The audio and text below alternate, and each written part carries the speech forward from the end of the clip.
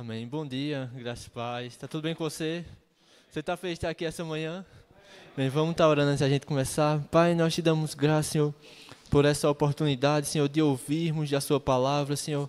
Nós abrimos o nosso coração para aquilo que o Senhor tem para nos dizer nessa manhã, Pai. O Senhor é o autor, o Senhor é o Senhor quem inspirou, quem direcionou, Pai, essa palavra, Pai, para nós, Senhor. Nós queremos, de fato, ouvir o que o Senhor tem para nos dizer essa manhã, Senhor. Sim, Pai, abrimos o nosso coração para o Senhor. Espírito Santo, você nos ensina a respeito de todas as coisas e nós cremos em você nos ensinando, nos conduzindo essa manhã. Nós dependemos e desejamos o Senhor, Pai, cada dia mais. Nós te damos graças em nome de Jesus. Amém. Amém. Então, bom dia mais uma vez. Como vocês falou, hoje a gente vai estar dando encerramento ao nosso estudo que a gente começou há umas semanas atrás sobre a carta de 1 Coríntios. A gente deu um time rapidinho no último mês para abordar os valores do nosso ministério. Fomos ricamente abençoados durante o mês passado. E hoje a gente vai estar dando encerramento, abordando o capítulo 15 e o capítulo 16 de 1 Coríntios. E eu queria que você já fosse abrindo lá, 1 Coríntios, capítulo 15.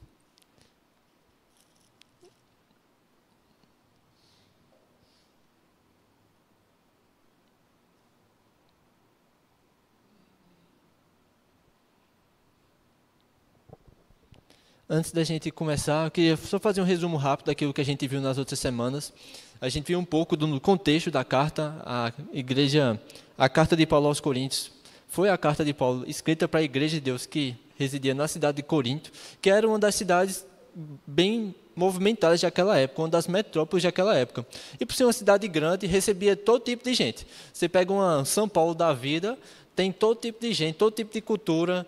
Tem até o bairro da Liberdade, né? Que tem até gente de outros países lá que é conhecido por isso, né? E o ponto é que a cidade de Corinto era essa cidade onde tinha gente de todas as nações, de todas as regiões, e por conta disso também havia todo tipo de cabeça. Alguém já disse que cada cabeça é um mundo, então Corinto tinha um monte de mundo. E tanto no sentido de que haviam várias cabeças com pensamentos diferentes, mas também uma cidade que havia muita imoralidade, muito pecado. Mas Paulo escreve essa carta aos Coríntios para resolver alguns problemas, principalmente relacionados à divisão. Alguns diziam, eu sou de Paulo, eu sou de Pedro, eu sou de Jesus. Paulo resolve essa bronca dizendo que todo mundo é servo de Cristo, então é todo mundo servo do mesmo Senhor. Ele vai resolvendo alguns problemas ali no capítulo 1 ao capítulo 4, a gente viu um pouco com o pastor Nildo também sobre esses problemas de divisão, o conceito que eles tinham sobre a sabedoria do mundo. Era um tempo onde havia grande popularização da filosofia, né, como a gente vê hoje dos tempos antigos. A gente vê no capítulo 5, capítulo 6, problemas envolvendo imoralidade que havia na igreja, problema que Paulo chega a dizer que nem no mundo se ouvia falar, como se estava acontecendo no meio deles. No capítulo 7, Paulo fala algumas instruções sobre casamento, sobre divórcio, sobre um novo casamento. No capítulo 8, ele fala algumas coisas sobre liberdade cristã. Ele vai falar um pouco depois também sobre a comida sacrificada a ídolos. Capítulo 11, a gente vê um pouco sobre o uso do véu e a ceia do Senhor. Capítulo 12, Paulo vai falar sobre os dons do Espírito. O 13 sobre o amor. O 14 sobre o dom de profecia e a variedade de línguas. E a gente vai chegar agora no capítulo 15, que a gente vai falar um pouco sobre ressurreição.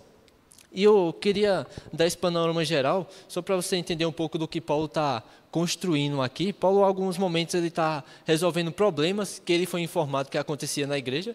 Amém? Ter problema na igreja não é uma coisa atual, amém? O problema é a gente deixar a igreja por conta disso, ou aceitar que as coisas permaneçam como estão. Deus nos chama mesmo para ser resolvedor. Eu gosto quando Edilson de Líder ele diz que o mesmo Deus que mostra a poeira, ele mostra a vassoura também. Deus ele nos chama para ser esse canal de bênção onde a gente está.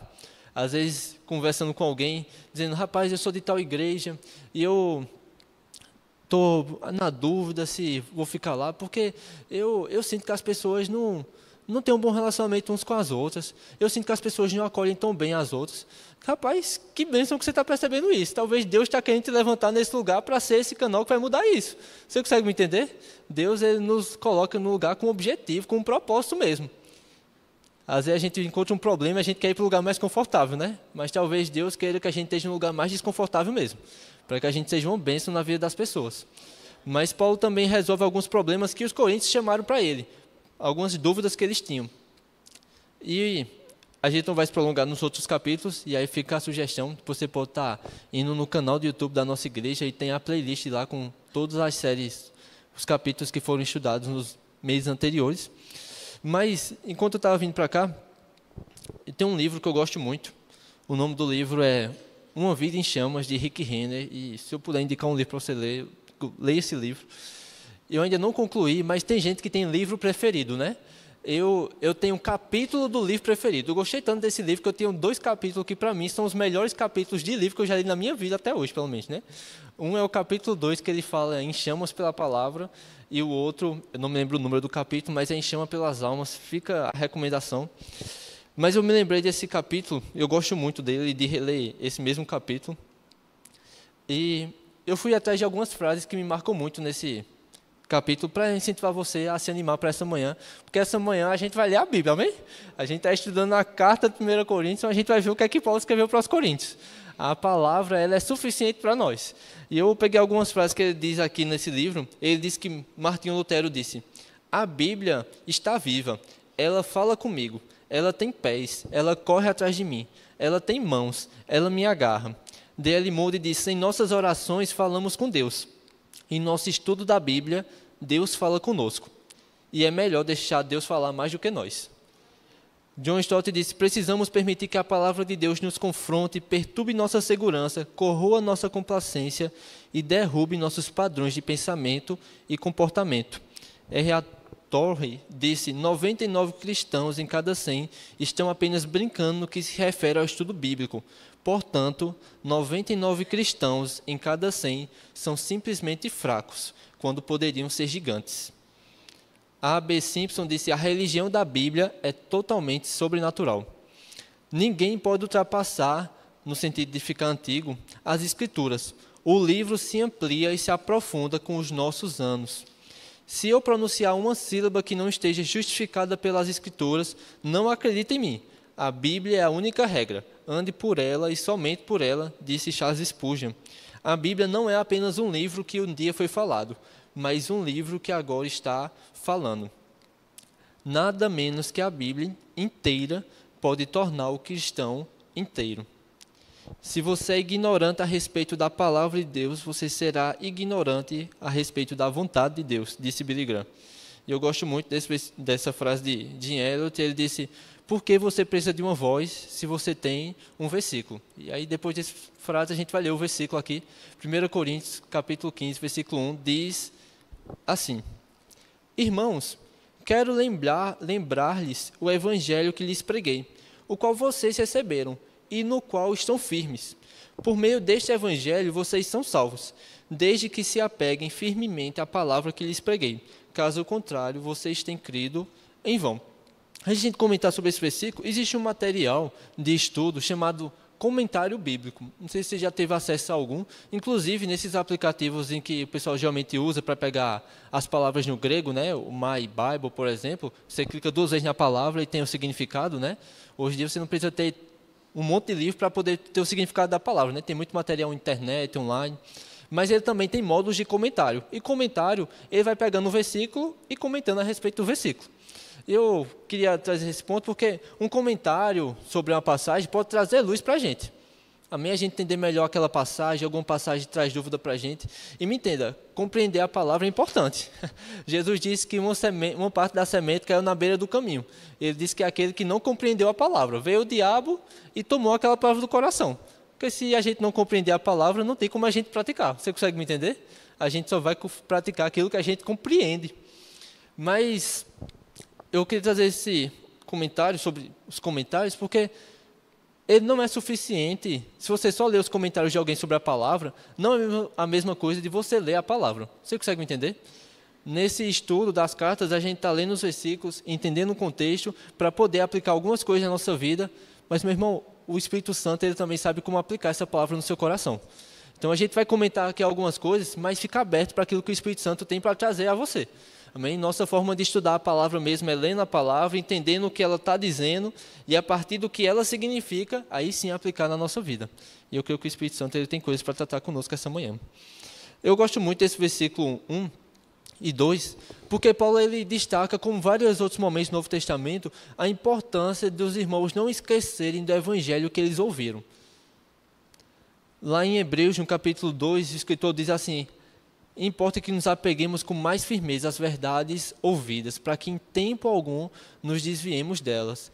Paulo fala para os Gálatas, advertindo a eles, como ele estava surpreso que os Gálatas tão depressa deixaram o evangelho que Paulo tinha pregado.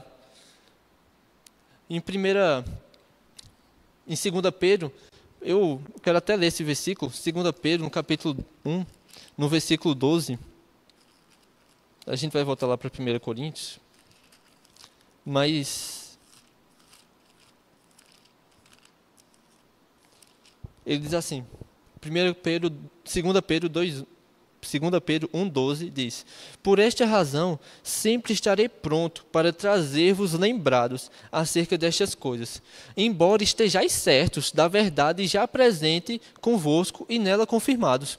Também considero justo, enquanto estou neste tabernáculo, despertar-vos com essas lembranças, certo de que estou prestes a deixar o meu tabernáculo, como efetivamente nosso Senhor Jesus Cristo me revelou. Mas de minha parte, esforçar-me-ei diligentemente por fazer que a todo tempo, mesmo depois da minha partida, conserveis lembrança de tudo. Pedro tinha tanta consciência de que os irmãos podiam deixar o evangelho, se corromper por falsas doutrinas, ou esquecer aquilo que ele tinha falado, que ele diz: olha, eu estou ciente que meu tempo aqui nesse tabernáculo, nessa vida aqui, está perto de terminar, como o Senhor já me revelou. Ele diz: mas eu me esforço, para que até mesmo depois da minha partida, vocês não esqueçam das minhas palavras. Sabe, meu irmão, ouvir o evangelho é uma bênção, crer no evangelho é uma bênção, e é necessário, mas é importante permanecer crendo. Paulo diz: eu venho lembrar vocês do evangelho que eu preguei, no qual vocês estão permanecendo firmes. Mas a gente vai ver que Paulo vai começar a explicar porque os irmãos estavam começando a deixar de crer na ressurreição dos mortos. Já não estavam mais acreditando que existe ressurreição. E a gente vai ler, Paulo vai dizer: se não existe ressurreição, então Jesus não ressuscitou, e a nossa fé é vã. E perceba, isso aqui é filosofia do mundo entrando na igreja.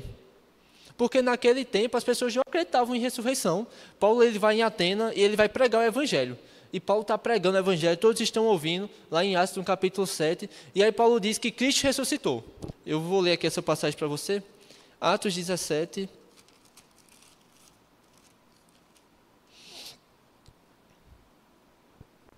No versículo 31 diz assim: porquanto estabeleceu um dia em que há de julgar o mundo com justiça, por meio de um varão que destinou e acreditou diante de todos, ressuscitando dentre os mortos. Atos 17, 32 diz: quando ouviram falar da ressurreição de mortos, uns escarneceram e outros disseram: a respeito disso te ouviremos noutra ocasião. Porque para o mundo daquela época, ressuscitar, a ressurreição dos mortos, era um absurdo. Alguns vão dizer que muito da filosofia daquela época dizia que não fazia sentido. Você morreu, alguns acreditavam que você ia para um campo astral, para um lado espiritual. E aí como é que você larga esse corpo para voltar para ele? Não tem sentido, isso é loucura. Eu saí de um âmbito natural para voltar para isso, para voltar para o mesmo nível. E há muitos não acreditavam em ressurreição dos mortos. E essa filosofia do mundo estava entrando na igreja. E Paulo vem dizer: ei, eu estou aqui para lembrar vocês do evangelho que eu preguei. Isso, meu irmão, a gente não precisa enfeitar o evangelho. O evangelho que nós ouvimos quando nós aceitamos Jesus, ele é suficiente e é fundamental para que a gente permaneça salvo. Porque é interessante que Paulo diz assim, no versículo 2, ele diz: por meio deste evangelho vocês são salvos, desde que se apeguem firmemente à palavra que lhes preguei. Caso contrário, vocês têm crido em vão. Meu irmão, se a gente deixa de crer no evangelho como ele é crer em vão. Porque se eu subir aqui, se eu subir lá no mezanino e pular dizendo assim: eu vou voar, eu creio que eu vou voar. Eu posso crer, meu irmão, posso crer do jeito que eu quiser. Mas não sei que seja uma direção, uma revelação divina de que um anjo vai me segurar, a misericórdia de Deus atuando. Eu vou dar com as pernas no chão, eu vou quebrar uma perna, eu vou me machucar. Porque não adianta eu crer numa coisa que não é real. Você consegue me entender? E Paulo está dizendo isso: meu irmão, vocês precisam continuar crendo no evangelho que vocês ouviram antes, porque senão vocês vão crer em vão. Não vai adiantar de nada vocês crer. Não adianta só a gente começar a caminhada com o Senhor, a gente precisa permanecer nela. Em Colossenses 2,6, Paulo diz que assim como vocês receberam o Senhor, permaneçam a andar nele. Nós precisamos permanecer naquilo que a gente ouviu. Por isso, Paulo também vai dizer que é segurança para nós ouvirmos as mesmas coisas. Para quê? Para que a gente não se desvie disso que a gente ouviu. Para que a gente não seja contaminado com as ideias do mundo. E a gente não pode botar o mundo no evangelho, amém? A gente tem que mudar o evangelho com o mundo. Se o mundo começa a achar que algo que está na palavra é errado, a gente fica com a palavra.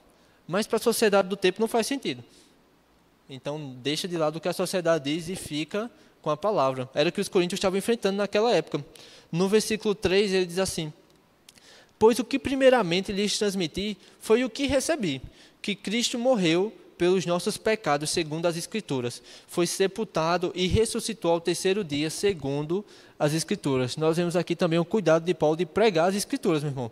Como a gente leu aquela frase, eu gosto muito dela, que diz: se eu falar uma sílaba fora da palavra, não acredita em mim. Paulo diz: olha, o que eu transmiti para vocês no começo, primeiro foi o que eu recebi, porque não tem como a gente transmitir para alguém o que a gente não recebeu, amém? A gente precisa ter essa vida com o Senhor. Mas ele diz: olha, eu preguei a vocês que Cristo foi morto pelos nossos pecados segundo as Escrituras.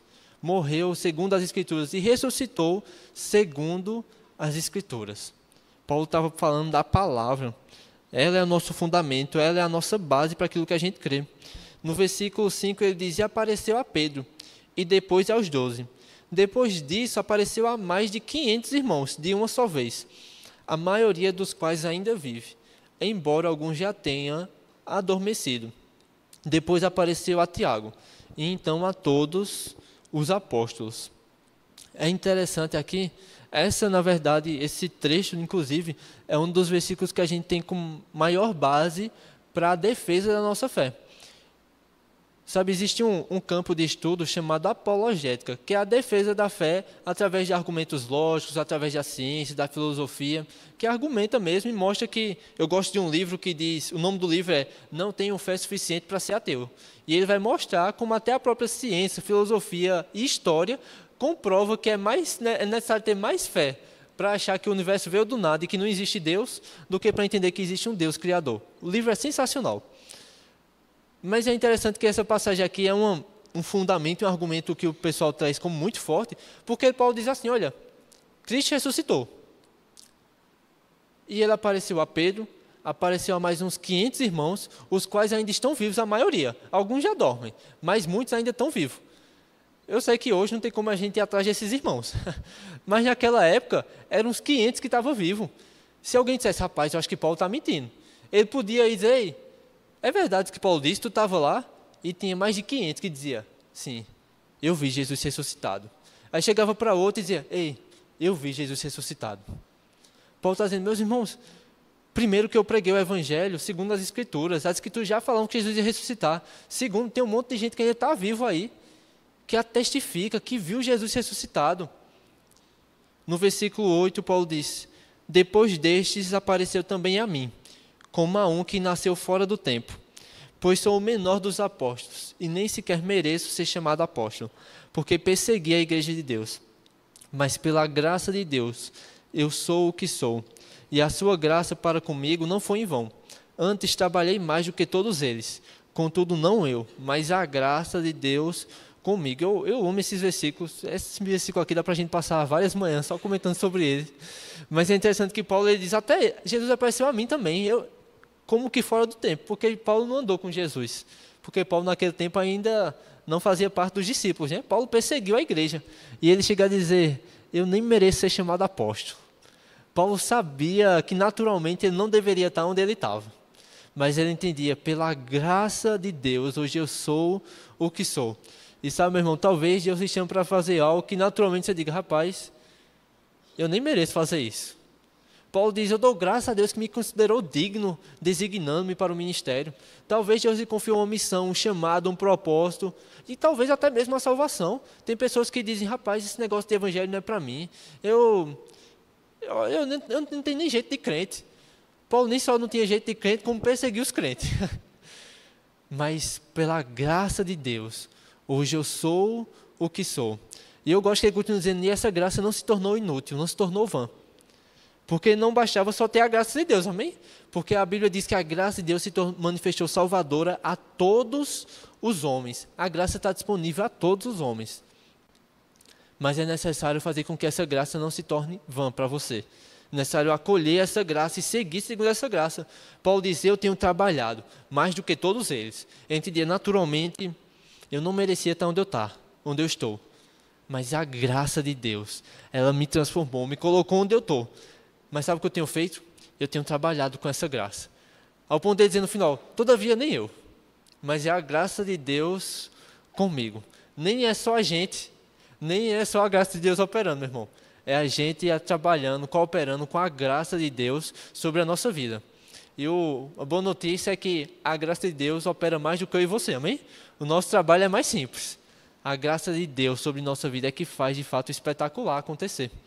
No versículo 11, Paulo diz, portanto, quer tenha sido eu, quer tenha sido eles, é isto que pregamos, e é isto que vocês creram. E eu quero enfatizar isso mais uma vez. A gente prega o mesmo evangelho, meu irmão. Não existe um evangelho novo, não existe um evangelho atualizado, 2.5. Existe o evangelho. E é esse evangelho que nos salvou, que vai nos manter firme até o fim. Rapaz, eu gosto muito dessa música, essa música foi cantada hoje, Nada Além do Sangue, porque foi uma das músicas que eu mais escutei quando eu estava no começo da minha caminhada. Eu gostava muito dessa música, ainda gosto muito. E uma coisa que eu gosto dela é porque ela lembra daquilo que Jesus fez. Eu não sei você, mas se a gente passa um tempinho na igreja, a gente descobre que a história que a gente mais vai ouvir na vida é sobre Jesus morrendo e ressuscitando por mim e por você. Mas é essa verdade que talvez pareça tão simples que nos salvou. E é ela que nos mantém. O escritor aos Hebreus diz, atentando, corramos com perseverança a carreira que nos está proposta, deixando o peso, o pecado que nos assedia. Ele diz, olhando para o autor e consumador da nossa fé, Cristo Jesus, o qual em troca da alegria que lhe estava proposta, suportou tamanha oposição dos pecadores. Ele diz, olhar para ele, para que vocês não desanimem. A gente foi salvo olhando para Jesus. E a gente permanece, sem desanimar, olhando para Jesus. Paulo diz, olha, é o mesmo evangelho que eles estão pregando, é o mesmo que eu estou pregando. Não vamos inventar moda, é a mesma palavra. Foi nisso que vocês creram. Aí Paulo vai chegar agora no versículo 12. Ora, se está sendo pregado que Cristo ressuscitou dentre os mortos, como alguns de vocês estão dizendo que não existe ressurreição dos mortos? Se não há ressurreição dos mortos, então nem mesmo Cristo ressuscitou. E se Cristo não ressuscitou, é inútil a nossa pregação, como também é inútil a fé que vocês têm.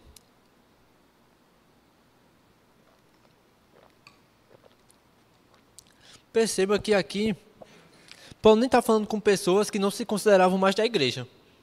Paulo está escrevendo uma carta para a igreja. Mas aqueles irmãos estavam começando a não crer na ressurreição dos mortos. Paulo diz, meu irmão, isso não faz sentido. Porque o que a gente prega é que Cristo ressuscitou dos mortos. E se ele não ressuscitou, é inútil a nossa fé. A gente não pode pegar uma parte do evangelho, rapaz, eu sou crente, eu sou evangélico, eu sou gospel. Mas só essa parte aqui do evangelho eu não concordo.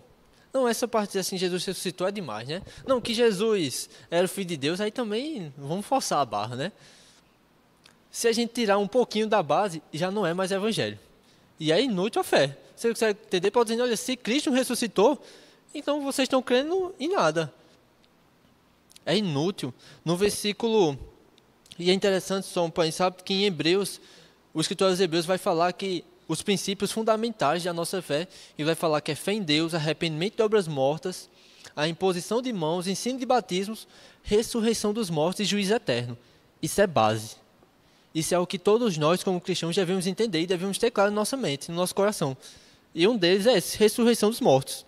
Versículo 15. Mais que isso, seremos consideradas falsos testemunhas de Deus, pois contra ele testemunhamos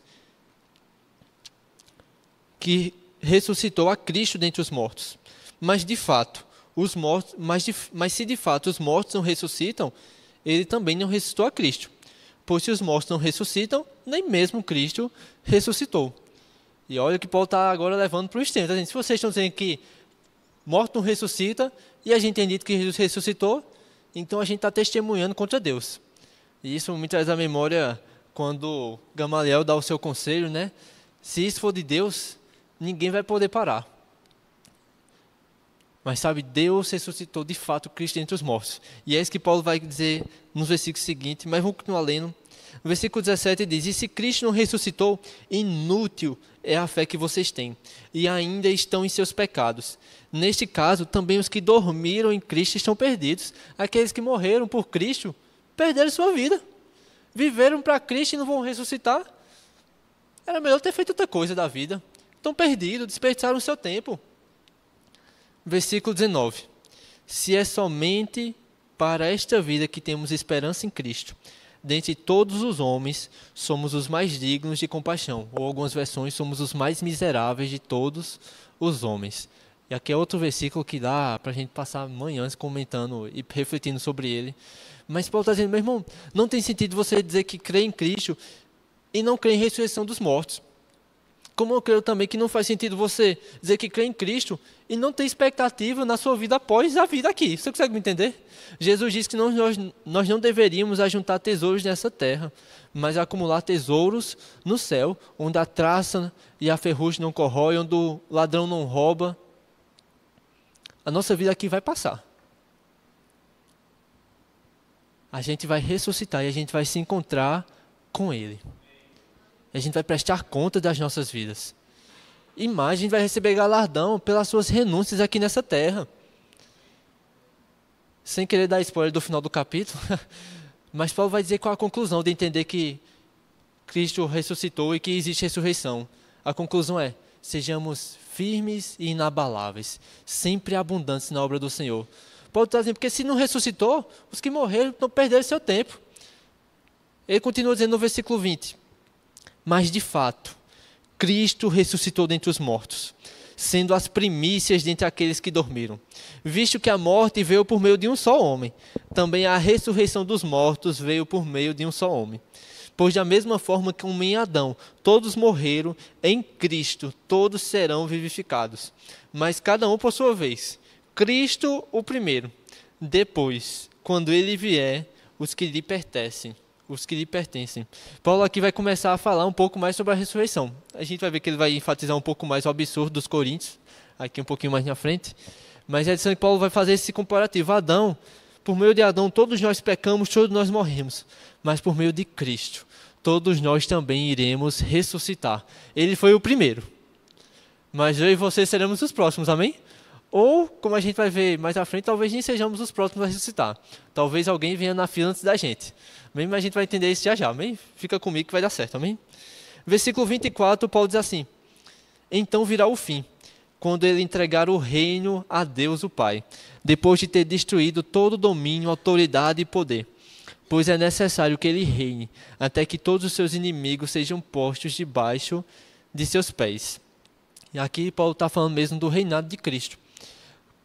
Nós entendemos pela palavra que quando Cristo voltar até os céus, nós seremos arrebatados, vai acontecer os 7 anos de tribulação aqui na terra, e depois nós vamos voltar para reinar com Cristo, 1000 anos. Depois desse reinado de Cristo, ele vai submeter tudo ao Pai. Ele vai fazer novos céus, nova terra, mas eu quero enfatizar com você o versículo 26, onde diz assim: o último inimigo a ser destruído é a morte. Meu irmão, a morte ela será vencida. Lá em Apocalipse diz que a morte e o inferno serão lançados no lago de fogo. Lá em Hebreus, se não me falha a memória, os escritores hebreus falam que a humanidade, o diabo, ele prende a humanidade com a morte, com medo da morte. E se você for ver todo tipo de medo, a maioria, não vou dizer todo, que eu não conheço todos os tipos de medo, mas a maioria reside no medo da morte.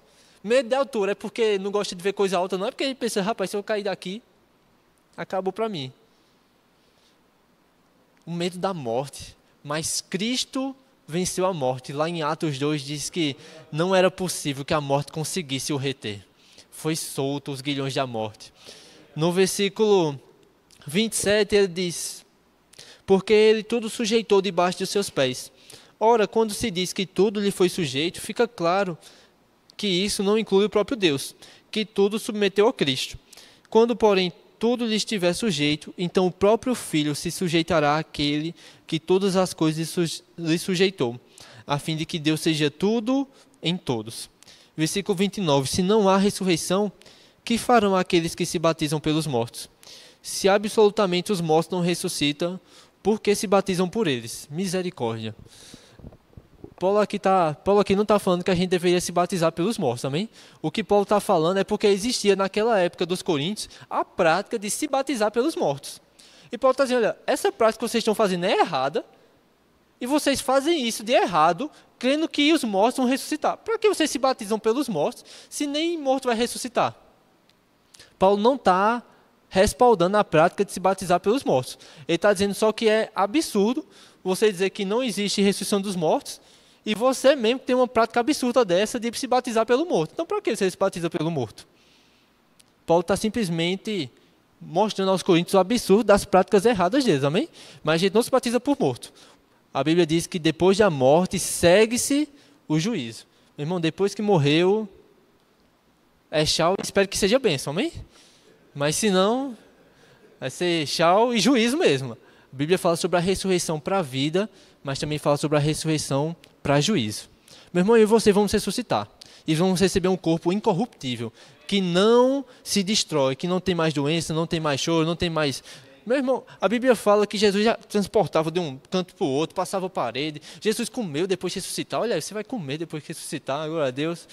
Mas a gente vai descobrir um prazer, uma alegria que vai além do que comer uma pizza. Um prazer e uma alegria que vai além de qualquer prazer que a gente tem nessa terra. Mas também é verdade que aqueles que não morrerem em Cristo irão ressuscitar. E irão receber um corpo também indestrutível. E vão sofrer eternamente. A Bíblia fala sobre a ressurreição. Isso é base daquilo que a gente crê. Você consegue entender? Depois da morte, segue-se o juízo. Versículo 30. Também nós, por que estamos nos expondo a perigos a todo tempo? Todos os dias enfrento a morte, irmãos. Isso digo pelo orgulho que tenho de vocês em Cristo Jesus, nosso Senhor. Se foi por meras razões humanas que lutei com feras em Éfeso, que ganhei com isso? Se os mortos não ressuscitam, comamos e bebamos, porque amanhã morreremos. Por exemplo, meu irmão, se os mortos não ressuscitam, então o que é que eu estou fazendo da minha vida? Enfrentando perigo. E há aqui mais um fundamento, meu irmão, que fortalece a nossa fé, porque Paulo estava morrendo, literalmente, por dizer que ele viu Jesus ressuscitado. Tinham mais 500 irmãos que estavam passando perigo de morte, porque não conseguiam dizer que Jesus não tinha ressuscitado. Pedro foi ameaçado. Ei, não anuncie mais o nome do Senhor. E Pedro diz, eu não posso deixar de falar daquilo que nós vimos e ouvimos. Julgai se é justo, ouvir aos homens do que ouvir a Deus. Pedro entendeu que tinha uma missão de pregar o Evangelho.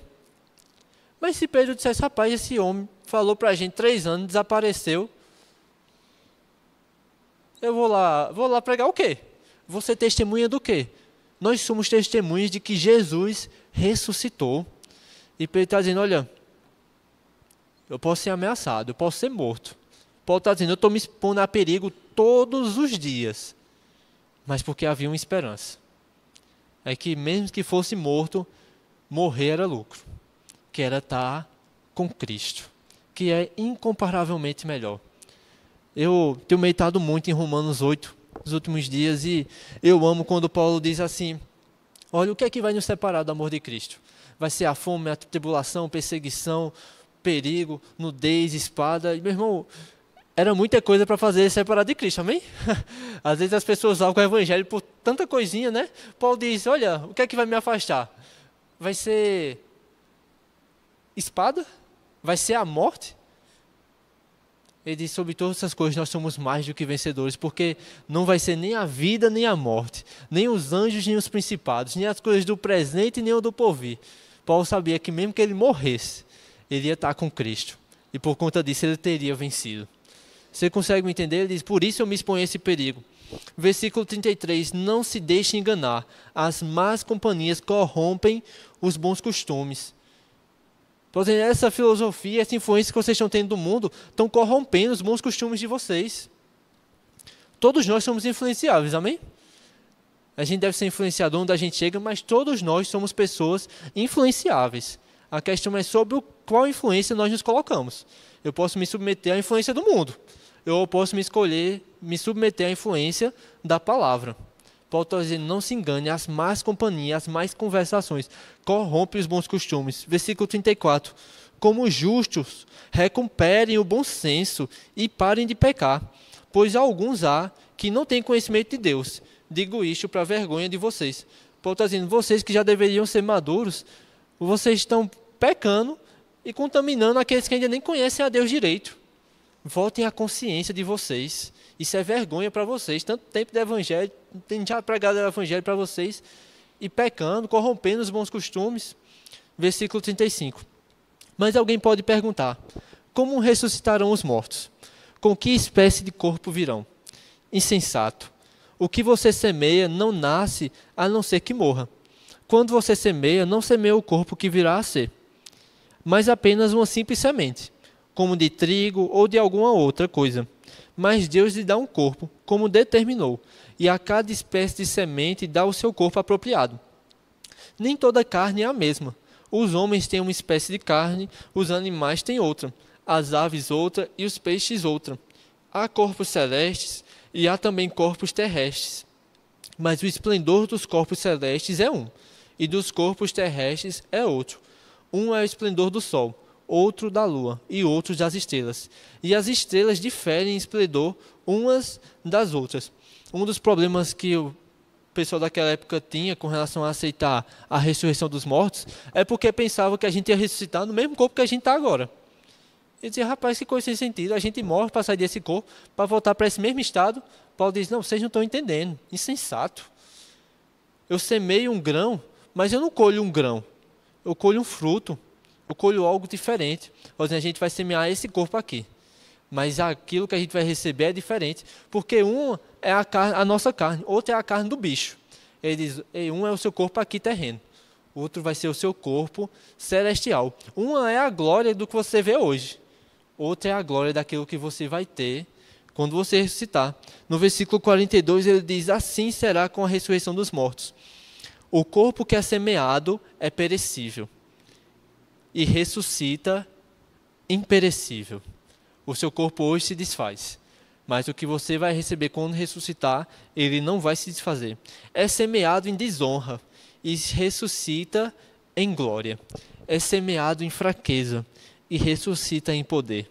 É semeado um corpo natural e ressuscita um corpo espiritual. Se há corpo natural, há também corpo espiritual. Assim está escrito, o primeiro homem, Adão, tornou-se um ser vivente. O último Adão, espírito vivificante. Não foi o espiritual que veio antes, mas o natural, mas depois dele, o espiritual. Aqui Paulo faz essa distinção. O nosso atual, ele é perecível, é em desonra, é em fraqueza e natural. O nosso corpo ressurreto, ele não perece, ele é revestido de glória, ele é revestido de poder e ele é espiritual. Primeiro João diz que quando nós olharmos para ele, nós seremos como ele é. Em 2 Coríntios, no capítulo 5, Paulo diz que é por isso que hoje, o meu exterior, ele se corrompe, mas eu não atento naquilo que se corrompe, naquilo que se passa. Ele atenta naquilo que não se vê, no homem interior que se renova. E aí no capítulo 5 ele diz, por isso nós, nesse tabernáculo, nós ansiamos o dia em que vamos ser revestidos pelo celestial.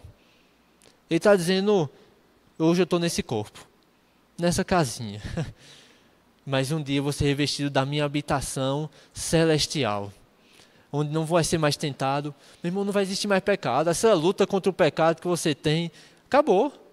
Essa vontade de matar um dia vai acabar. Essa amargura no coração vai acabar. Mas deixa eu trazer um parênteses. Você já pode viver essas coisas hoje, dominando a sua carne, amém? A graça é que vai chegar o dia em que você não vai ser nem mais tentado.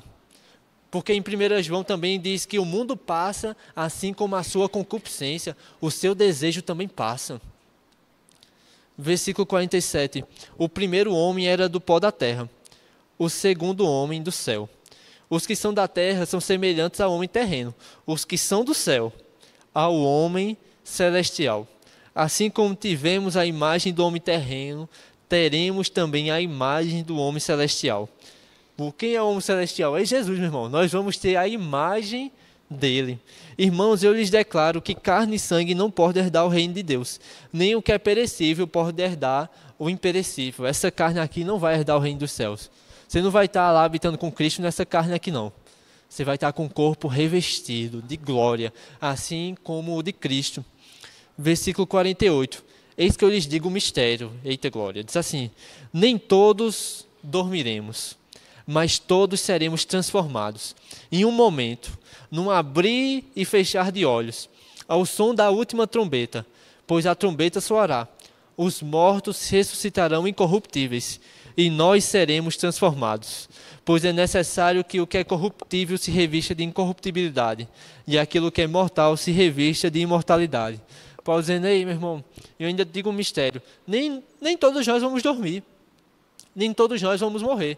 E é interessante observar isso, que Paulo tinha expectativa de que os irmãos aos quais ele estava escrevendo tinham pessoas ali que iam passar pelo arrebatamento. Eu sei que você sabe que não passaram não, amém? Eles morreram, amém?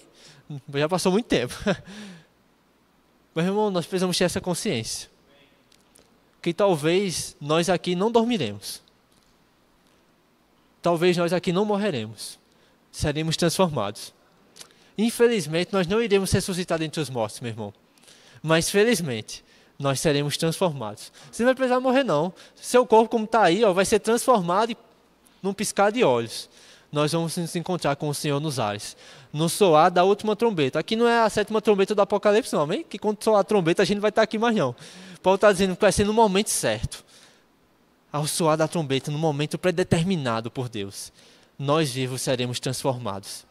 O versículo 54 diz: quando, porém, o que é incorruptível se revestir de incorruptibilidade, e o que é mortal de imortalidade, então se cumprirá o que está escrito: a morte foi destruída pela vitória. Onde está a morte, a sua vitória? Onde está a morte, o seu aguilhão? Meu irmão, não tem nada que nos pare ou nos faça largar esse evangelho, não. Nesse dia, no dia da volta do Senhor, onde é que vai estar a morte, a sua vitória? Meu irmão, o diabo pode botar uma faca no seu pescoço, você larga o evangelho. Mas ainda que ele mate um cristão hoje, vai chegar o dia em que esse cristão vai ressuscitar e dizer: e aí, adiantou de quê? Cadê a morte, a sua vitória? Cadê o seu aguilhão? O aguilhão era esse instrumento que servia para guiar bicho. E sabe, o pecado, ele nos conduz à morte. Mas vai chegar o dia, primeiro que você já venceu o pecado. Então você não está mais sendo conduzido à morte. E no dia em que ele virá, no dia em que ele vier, nós seremos transformados. Venceremos a morte. Meu irmão, nada pode nos fazer largar esse evangelho, não. É por isso que Paulo se expunha ao perigo de morte. Paulo diz: porque ainda que a morte chegue para mim, ela não vence. Você já apostou corrida com uma criancinha pequena? E você deixou ela correr muito, correr muito, correr muito. Aí você disse: tá bom, acabou a brincadeira. Aí você correu, passou dela e fez: quase, hein? Foi por pouco. Meu irmão, alguém que morreu pode até aparentemente parecer que perdeu. Mas vai chegar o dia em que o jogo vira. E o que importa é o resultado final. Eu gosto de 1 Pedro, que diz assim: o evangelho foi pregado a mortos, para que, considerados mortos para esse mundo, mas estejam vivos no Espírito. Pedro não está dizendo que o evangelho é pregado para quem está morto, não, amém? Mais uma vez, depois da morte, segue-se o juízo. A hora de pregar o evangelho é agora. Dizer assim, né? Hora de demonstrar amor, hora de entregar flores, hora de dizer que eu te amo é em vida. A hora de pregar o evangelho também é em vida. Depois de aqui, acabou. Mas Pedro diz: olha, talvez as pessoas olhem para essas pessoas e digam: perdidos, mortos, perderam a sua vida porque quiseram crer nesse evangelho. Aí Pedro diz: considerados mortos por esse mundo, mas eles estão vivos. E vai chegar o dia em que a morte será tragada pela vitória. E está perto, amém, meu irmão? Versículo 56 diz: o aguilhão da morte é o pecado, e a força do pecado é a lei. Mas graças a Deus que nos dá a vitória, por meio de nosso Senhor Jesus Cristo. Portanto, meus amados irmãos, mantenham-se firmes e que nada os abale. Sejam sempre dedicados à obra do Senhor, pois vocês sabem que no Senhor o trabalho de vocês não será inútil. Meu irmão, não é inútil o seu esforço, a sua renúncia, a sua permanência na fé. E até que a gente fosse morto por esse evangelho, não seria sem serventia. Porque no Senhor o nosso trabalho não é vão. Porque nós vamos nos encontrar com Ele. Capítulo 16, para a gente encerrar, no versículo 1, diz assim: Quanto à coleta para o povo de Deus, façam como ordenei às igrejas da Galácia. No primeiro dia de cada semana, cada um de vocês separe uma quantia, de acordo com a sua renda, reservando-a para que não seja preciso fazer coletas quando eu chegar. Então, quando eu chegar, entregarei cartas de recomendação aos homens que vocês aprovarem, e os mandarei para Jerusalém, com a oferta de vocês. Se me parecer conveniente ir também, eles me acompanharão. Paulo aqui está trazendo agora simplesmente instruções de como seria feita a coleta das ofertas para os irmãos que estavam passando necessidade em Jerusalém. É interessante aqui, eu só quero frisar que ele diz assim: cada um de vocês reserve uma quantia de acordo com a sua renda, reservando para que não seja preciso fazer a coleta quando eu chegar. Meu irmão, quero incentivar você mesmo a semear com o coração, amém? Deus, Ele não avalia a nossa oferta pelo valor. Ele avalia pelo nosso coração. Você consegue me entender? Mas o seu coração sabe qual é a medida justa. Paulo diz: dê de acordo com a sua renda, de acordo com a sua prosperidade, algumas versões dizem. Nós somos chamados a semear. Inclusive, em 2 Coríntios, Paulo fala sobre os irmãos da Macedônia que deram no meio de muita pobreza. Eles tinham muita pobreza. E talvez pela muita pobreza não tinham como dar grandes quantidades. Mas eles foram muito generosos. Porque segundo aquilo que eles tinham, eles deram.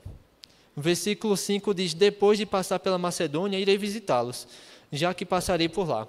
Talvez eu permaneça com vocês durante algum tempo, ou até mesmo passe o inverno com vocês, para que me ajudem na viagem, aonde quer que eu vá.